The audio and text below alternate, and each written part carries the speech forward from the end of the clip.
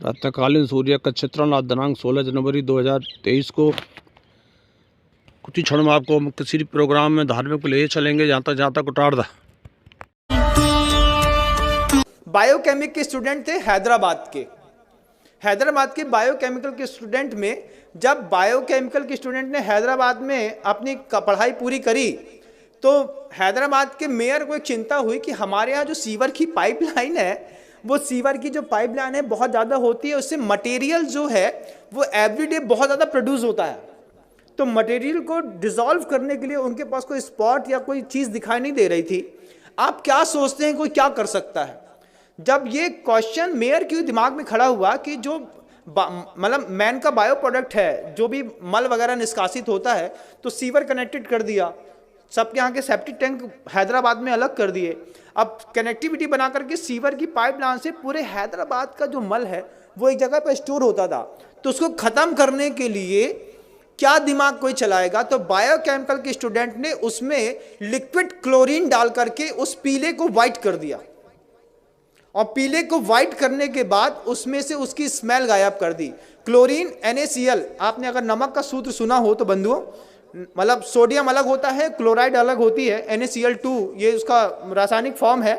और जहाँ हम रहते थे पहले HGM, वहाँ पे Hukumchand jute mill and industries, और मतलब नमक से क्लोरीन बनाने का प्रोसेस वहीं पे होता था। लिक्विड क्लोरीन होती है, पाउडर फॉर्म में क्लोरीन होती है, गैस फॉर्म में क्लोरीन होती है, और सब अलग अलग चीज़ों में काम आती है। जो बांस के पेड़ होते हैं उसको साफ़ करने के लिए लिक्विड क्लोरीन काम आती है, जिससे आपका पेपर बनता है और जो बिल्कुल वाइट हो जाता है। तो वो बायोकेमिकल के जो स्टूडेंट हैं, वो बायोकेमिकल के स्टूडेंट ने पूरे के पूरे जो मल हैदराबाद के बाहर इकट्ठा होता था उसमें क्लोरीन को डाल करके मिक्सअप करके पीले से वाइट कर दिया। फिर जो वो पूरा एक पेस्ट के रूप में था उसको ड्रायर में डाल करके सुखा दिया, उसका पाउडर फार्मिंग कर दी। और सबसे बड़ी बात तो ये है कि कानपुर की गुटखा फैक्ट्रियों में बेच करके बड़ी बड़ी कंपनियों के गुटकों में पैक होकर के वो मल लोगों को पाउच में अंदर तक खिला दिया। ये ज्ञान के दुरुपयोग का युग है बंधुओं। आपको आश्चर्य होगा, लगता है ना कि हम जिस कंपनी का गुटखा खाते हैं ये तो बहुत फ्रेश है और बढ़िया है।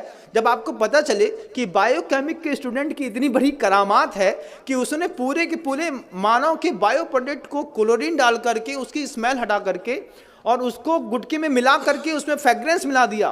फ्रेग्रेंस का कारोबार कितना बड़ा है कभी आप सोच भी नहीं सकते, कुछ नहीं सोच सकते। और आपको तो खुलते ही साथ ही खुशबू आती है, एक तेज स्मेल।